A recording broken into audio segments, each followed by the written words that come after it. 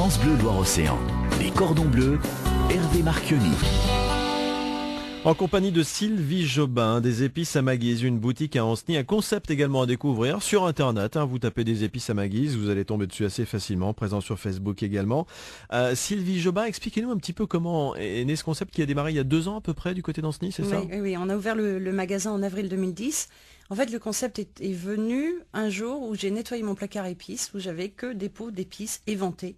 Et je me suis dit que c'était quand même très embêtant de toujours acheter 40 ou 50 grammes d'épices moulues, alors que ce serait bien de pouvoir acheter que le grammage désiré.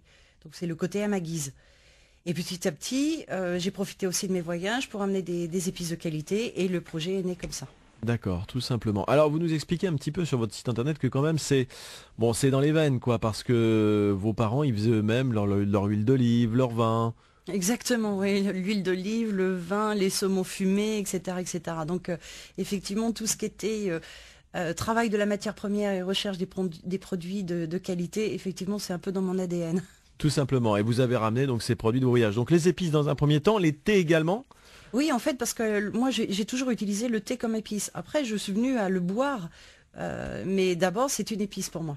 Oui, alors d'ailleurs, et je tiens à le dire, il y a pas mal de recettes qui commencent à s'accumuler au standard. On va être obligé de faire un premier tri, mais lâchez-vous, parce qu'on sait on a pris l'exemple de Laurent Sodo, le chef étoilé du Manoir de la Boulée, mais il n'est pas le seul.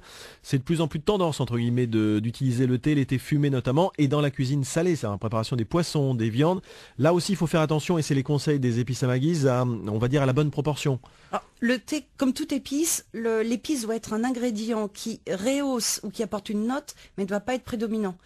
Et donc, les thés fumés notamment, ils sont les très thés forts. Fumés sont des thés, des feuilles de thé qui ont été séchées à la fumée d'épicéa. Donc ça a vraiment un goût très prononcé. Un goût très très prononcé. Donc il faut le faire avec parcimonie. Et ça se marie très bien par exemple avec un saumon, avec un poisson. On peut l'utiliser à la fois en infusion, mais également on peut utiliser les feuilles pour mettre comme une croûte sur le poisson. D'accord, ok. Et le thé, alors souvent les gens utilisent les thés parfumés pour apporter du parfum supplémentaires à leur dessert ou à leur plat. On en trouve beaucoup dans le chocolat notamment maintenant. Oui, exactement. Voilà. L'Earl Grey dans la crème ou dans la ganache, c'est très classique. Moi, ce que j'aime bien, c'est travailler des thés d'origine, donc des thés purs, des grands crus. Et la véritable épice. Et en fait, il y a autant de saveurs dans le thé que dans une épice classique. D'ailleurs, les épices en règle générale, puisque vous dites moi le thé, je l'utilise comme une épice, les piments notamment, on les retrouve de plus en plus dans les préparations chocolatées. Il y a des tas de grands chocolatiers aujourd'hui qui font des chocolats aux épices. Et ça passe très bien. Et ça passe très très bien. Et en fait, on avait cette séparation, la vanille c'est pour le sucré, le thé c'est aussi pour le sucré, et le poivre c'est pour le salé. Et ça commence à voler. Ce qui permet aussi aux gens d'utiliser leur créativité. Le poivre sauvage de Madagascar dans une ganache au chocolat ou dans une mousse au chocolat, c'est absolument excellent. Donc le concept des épices à Maguise, c'est que vous avez tous ces épices que vous sélectionnez vous-même. Vous allez même, là je crois que vous êtes parti, vous êtes absenté en fin d'année, vous êtes allé les chercher directement en Inde, c'est ça? Oui, je suis allée 2-3 semaines en Inde pour aller chercher mes épices, pour monter une filière. Pour aller monter une filière, chercher vos producteurs, aller voir sur place un petit peu quel producteur, quel travail. Alors je travaille avec une coopérative agricole parce que c'est toujours compliqué de travailler avec des producteurs qui sont petits et respectueux du produit. Donc, soit on travaille avec des grands producteurs, et là, on rentre dans une zone un peu plus industrielle, etc. Soit on travaille avec des petits producteurs, et dans ces cas-là, il faut avoir un relais local qui est une coopérative agricole. Et là, j'ai même cueilli du poivre, et c'est formidable. Et donc, le concept, vous le disiez, c'est que vous avez tous ces épices à portée de main, et après, vous avez les contenants, les tubes en verre, les petits pots à épices, les mini-pots, pour effectivement conditionner au gramme près, les épices que l'on souhaite emporter, ou directement, si on se rend dans la boutique, qui est donc à Ancenis, on l'a dit, 27 rue Saint-Michel, ou bien en vente en ligne, puisque c'est la possibilité du site également.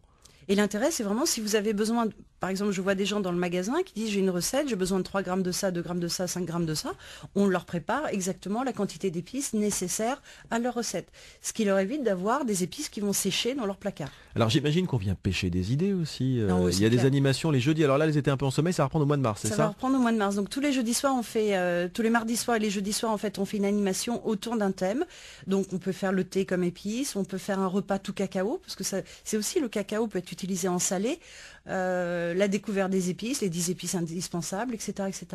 Tout simplement. Voilà, aller pêcher des idées, ça revient quand ça s'appelle, alors attendez, j'étais dessus tout à l'heure, les événements.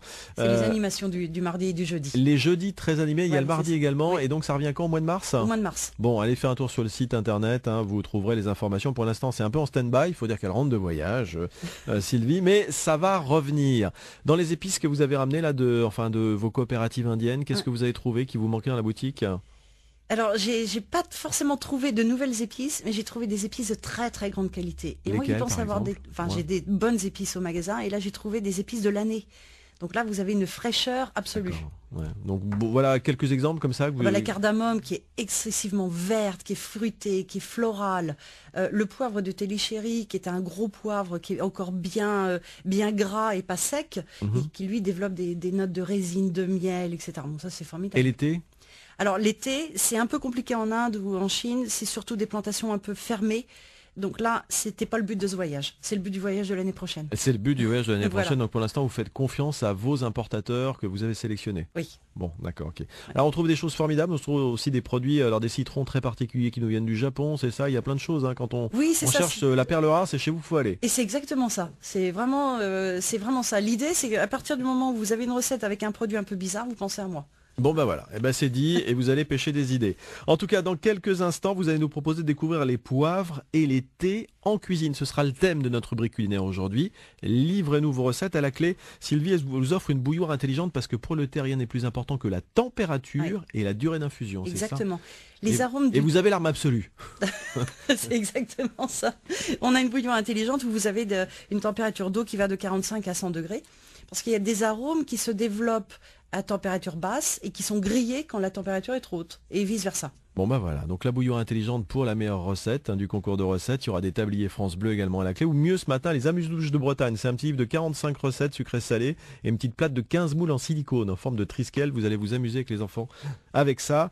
N'hésitez pas à déposer vos recettes 02 40 73 6000. On se retrouve dans quelques instants avec Sylvie Jobin de la boutique des épices à Magui, je le rappelle. À Ancenis, on parle donc des poivres et des thés en cuisine. France Bleu Loire-Océan, les cordons bleus. En compagnie de Sylvie Jobin de la boutique du concept surtout des épices à Maguise, boutique installée à Ancenis. On peut acheter également en ligne sur internet. Ça va faire des émules cette boutique? J'espère, oui. L'idée c'est d'ici quelques années d'avoir des points de vente dans d'autres villes. D'accord, voilà qui est dit. Vos recettes au 02 40 73 6000 pour gagner cette bouilloire intelligente ou bien des tabliers France Bleu. Nous on va s'intéresser à l'utilisation des thés et des épices dans la cuisine. Vous avez eu quelques idées, il y a une recette qui est en ligne d'ailleurs sur votre site internet. Alors on a déjà commencé un petit peu à balayer le terrain avec le thé, donc on va enfoncer le clou un petit peu. Le thé en cuisine aujourd'hui on le trouve à toutes les sauces. On peut mettre après c'est toujours la même chose, c'est comme une épice, donc on choisit vraiment le goût et l'association. Mais le thé, on peut l'utiliser soit en infusion dans de la crème ou de l'eau et on l'utilise dans la cuisine, alors dans une ganache au chocolat par exemple. On peut utiliser également les feuilles de thé, parce qu'il y a des thés japonais comme le gyokuro qui se mangent. Donc on le met dans une soupe et ça se mange. Et on peut l'utiliser également en poudre. Le plus connu, c'est le matcha pâtissier, qui est une poudre de thé vert du Japon et qui s'incorpore très bien à la farine pour faire des financiers au thé matcha. D'accord. Ça, c'est les 3 utilisations les plus classiques. Les plus classiques, ça se mélange avec tout, les poissons, les viandes, les desserts. Les desserts, les poissons, les viandes, un saumon au lapsang souchong qui est un thé fumé. Vous pouvez avoir... j'ai fait aussi une recette de coquillage avec du thé de Chine. Il y a de ganache au chocolat. On peut mélanger vraiment à tout. Il faut oublier que le thé est une boisson. Voilà, il faut regarder la feuille de thé, qui est une vraie feuille, sentir les arômes et voir comment on peut l'incorporer. Donc, utilisez ce que vous faites, le thé comme une épice. Exactement. D'accord. Alors, avec parcimonie, il faut vraiment adapter, j'imagine, oui. C'est là que le conseil est important, effectivement. Le thé ou sa préparation au plat, parce que c'est l'exemple qu'on prenait des thés fumés, ça peut énormément parfumer un plat. Hein. En fait, il ne faut pas que le thé cache le goût de l'ingrédient principal. Si vous faites une tarte au chocolat avec du thé, il faut que ça reste d'abord une tarte au chocolat. Si vous faites du poisson, du saumon au lapsang souchong, ça doit rester du saumon. Voilà, c'est important. Voilà pour ce qu'on pouvait dire pour l'été. Vous nous donnerez une petite recette dans quelques instants, on comprendra même un petit peu où on veut en arriver. Les poivres. Alors, traditionnellement on dit le poivre, vous nous dites les poivres. Il y a 2000 espèces de poivres au monde. Dites donc. Voilà, donc déjà ça voilà, ça c'est fait. Ça c'est dit, hein. Ça c'est dit. Il y a 2000 espèces de poivres dans le monde et il y a 2000 espèces végétales. Hein. Donc après, il y a les notions de grand cru en fonction de l'endroit où la liane va pousser. Et il y a des notions de grand cru pour le poivre, oui, comme pour le vin, pareil. Exactement, okay. Exactement. Et le poivre est souvent associé à des plats salés, alors que le poivre est un exhausteur de goût. Alors, donc ça confirme ce que m'avait dit une fois un grand chef, justement, il m'avait dit la cuisine, c'est une question d'assemblage de goût. Essayez de prendre des fraises et mettez une pincée de poivre dessus. C'est génial. Voilà, et après goûter. Exactement. Et on obtient comme ça des mélanges et des saveurs. C'est un exhaleur de goût aussi, le poivre. Oui, oui, tout à fait. Et par exemple, avec les fraises, vous pouvez mettre du poivre, un peu de gingembre et un peu de baie rose. Et là, vous avez une explosion de saveurs en bouche. Oui, mais alors j'imagine que tout est une question de dosage, là encore. Ah oui, de toute façon, en plus, oui. Alors, le bon poivre reste piquant. Il faut pas. Enfin, si vous avez du poivre moulu dans la cuisine, vous pouvez y aller à la cuillère à café, ça c'est pas grave. Mais si vous avez du bon poivre, c'est un petit tour de moulin. D'accord, ok. Voilà qui est dit. Le poivre donc, on parle de poivre de séchant de temps en temps. Vous, quels sont les poivres que vous adorez ou que vous conseillez en ce moment dans les recettes? Alors le poivre de Szechuan, en fait c'est pas un poivre. C'est quoi? C'est la même famille que le citron. C'est un petit agrume. Ah bon? Oui. C'est pas. Alors on l'utilise comme poivre. Alors ça fait partie des produits qu'on appelle les faux poivres. Et on l'utilise. Alors attendez, il y a 2000 variétés de poivres dans le monde, dont des grands crus, et en plus il y a des faux poivres. Et il y a des faux poivres. Voilà. Et donc le Szechuan est typiquement un faux poivre qu'on utilise beaucoup dans le foie gras ou des choses comme ça. Et oui, c'est la même famille que les agrumes. Et dans les poivres, alors aujourd'hui, on a un coup de cœur au magasin, c'est le poivre sauvage de Madagascar. Ouais. Nous, on importe directement aussi de Madagascar, qui est très très bon, qui est très parfumé et qui passe absolument partout. Après, vous avez d'autres poivres, comme le poivre cubeb, qui a vraiment un arôme d'essence, etc., qui va plus aller vers des poissons ou des choses comme ça. Un poivre rouge, qui est beaucoup plus rond en bouche, beaucoup plus doux, qui a plus avec de l'agneau et du gibier. Voilà, il faut demander conseil à Sylvie Jobin, se rendre dans la boutique des épices à Maguise. En plus, il va y avoir bientôt à nouveau des après-midi, des fins d'après-midi gourmandes où on va vous expliquer le bon usage d'été des épices, les mardis et les jeudis, donc à partir du mois de mars. Donc c'est l'occasion. Vous n'êtes pas venu les mains vides, il y a une petite recette sur le site internet qui s'appelle tarte au chocolat. Alors, je vais essayer de bien le faire. Milky Oolong, c'est ça? C'est ça. Alors, oui, alors c'est pareil, les thés, quand vous avez un thé parfumé, vous pouvez lui donner le petit nom que vous voulez. Par contre, un thé d'origine, un thé pur, c'est son nom. Comme un Saint-Émilion, il s'appellera Saint-Émilion. Vous n'avez pas le droit de changer le nom. Ouais. Donc là, le Milky Oolong, les Oolong, ce sont des thés qui sont un peu semi-fermentés. Donc ce sont des feuilles de thé qui ont un petit peu été oxydées. Et le Milky Oolong a un côté lacté et crémeux qui est très... Enfin, on l'appelle, nous, le thé gâteau. Parce qu'il a même une odeur de petit beurre. Et là, j'ai fait une recette de tarte au chocolat où dans la ganache, en fait, on a fait infuser le Milky Oolong dans de la crème et du lait et on mélange au chocolat. Et ça lui apporte une note crémeuse et fruitée qui est très sympa. Donc la recette, vous la trouvez très facilement sur le site des épices à Maguise. On vous mettra le lien également sur notre site bleuloireocéan.fr. C'est un exemple de ce que l'on peut faire. Là, en l'occurrence, c'est un exemple sucré, mais on l'a dit, l'été, on peut les accommoder comme des épices à toutes les sauces, le poisson, la viande. On a vu que, comme pour le poivre, eh bien, il y a, selon les variétés de thé, de poivre, des choix qui sont des associations qui sont plus judicieuses que d'autres. Et pour cela, eh bien, n'hésitez pas à franchir la porte de la boutique des épices à Maguise. Sylvie Jobin vous accueillera bien volontiers dans sa boutique à Ancenis pour vous conseiller sur la bonne utilisation et le gramme près des épices et pourquoi pas des feuilles de thé. Dans quelques instants, le chef en cuisine, c'est vous. À la clé, une bouilloire intelligente, je vous l'ai dit, un tablier France Bleu. On se retrouve dans quelques instants pour écouter, découvrir et savourer vos recettes. Ce sera juste après Amy Winehouse. France Bleu Loire-Océan, 02 40 73 6000. France Bleu Loire-Océan, les cordons bleus, Hervé Marchionni. 02 40 73 6000. Le chef en cuisine à présent, c'est vous. Gabriel va nous rejoindre dans quelques instants. Annie Derbray est déjà parmi nous. Bonjour Annie. Oui, bonjour. On vous a proposé de cuisiner le thé ou les épices à la sauce qui vous convient le mieux. Vous avez choisi le thé avec un dessert qui s'appelle le tiramisu. À ne pas confondre avec le tiramisu, c'est bien ça? Oui, bien sûr, ça s'appelle le thé-a. Le tiramisu. Voilà, donc je l'ai prononcé n'importe comment. Vous faites comment, Annie? On est curieux de savoir. Alors, eh bien, je prépare d'abord mon thé. Alors, avec de l'eau tiédie. Et ce thé a la particularité d'être, ce sont des feuilles qui sont broyées et c'est vraiment très très vert. C'est vraiment très joli en plus. Alors je prépare donc ce thé, je le laisse tiédir un petit peu et après donc je sépare le blanc des jaunes. Je fouette les jaunes avec le sucre jusqu'à ce qu'ils blanchissent. Alors après, j'ajoute le mascarpone cuillère après cuillère en mélangeant bien. Je bats mes blancs en neige très ferme et j'incorpore délicatement au mélange. Et puis après, donc là, je prends un moule à cake. Je le tapisse d'un papier sulfurisé parce qu'autrement, ce ne serait pas facile à démouler. Et je mets là... je trempe rapidement la moitié de mes biscuits à la cuillère dans le thé tiédi. D'accord. Mais dans ce thé, j'ajoute un petit peu de rhum. Ok. Ça donne un bon petit goût. Voilà. Et je tapisse donc le fond de mon moule à cake. Je couvre avec la moitié de ma préparation à base de mascarpone. Voilà, j'imbibe la seconde partie de mes biscuits à la cuillère que je pose sur ma préparation. Voilà, et puis je fais couler le reste de ma préparation sur le moule. D'accord. Et je le mets au réfrigérateur pendant 4 heures. Et puis au moment de le démouler, je démoule donc, et puis je saupoudre un petit peu de thé matcha tamisé. Oui.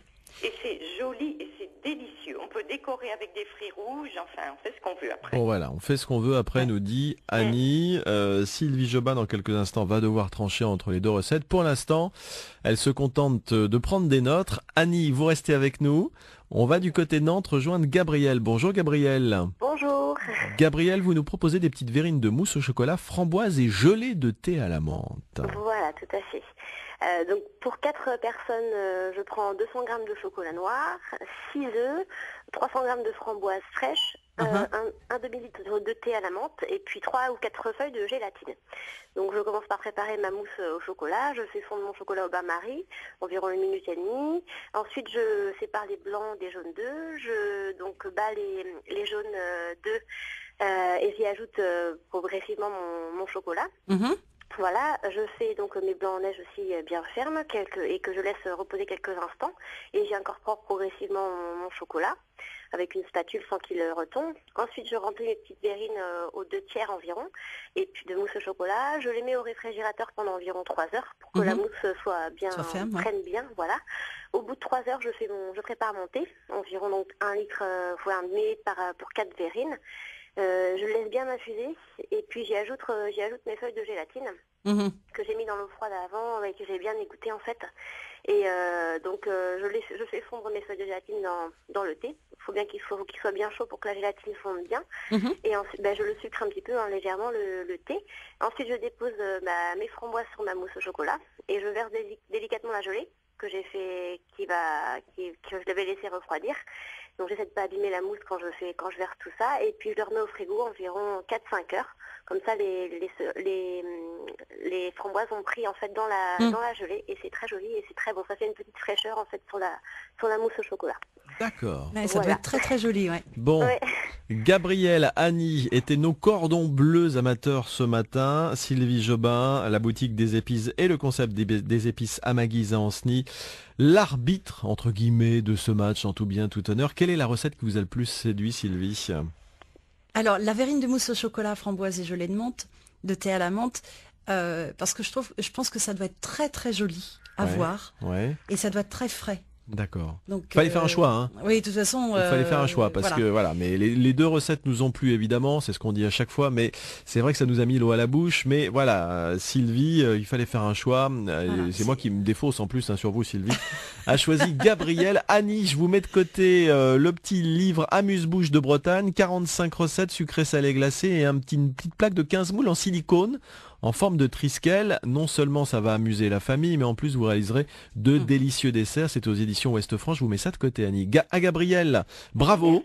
Merci beaucoup. La bouilloire intelligente, elle est pour vous. Ça fonctionne comment cette bouilloire intelligente, Alors cette Sylvie? bouilloire, vous pouvez contrôler à la fois la température, c'est-à-dire ça va de 60 à 100 degrés, et elle conserve à l'eau. Elle conserve la température pendant 15 minutes. Et en plus, on peut s'en servir aussi pour faire du bain-marie. D'accord. Ah bah, génial, Alors, super. donc pour faire fondre du chocolat tranquillement, sans mettre d'eau et sans le cuire, c'est parfait. Bon, alors vous ne merci raccrochez, beaucoup. Gabriel, Annie, vous ne raccrochez pas. On vous explique en antenne comment faire pour récupérer vos cadeaux, d'accord? Merci. Bonne journée. Au revoir. Voilà, nous sommes au terme de cette émission Les Cordons Bleus. Notre invité aujourd'hui, eh bien, c'était la boutique Le Concept des épices à ma guise à Ancenis. Sylvie Jobin était avec nous. Prochain voyage, vous nous l'avez dit, ce sera à la recherche de coopératives qui puissent vous fournir des thés en direct, c'est ça? Exactement. Là, c'est les épices, hein. Là, c'était les épices cette année, c'était surtout le poivre et les épices d'Inde.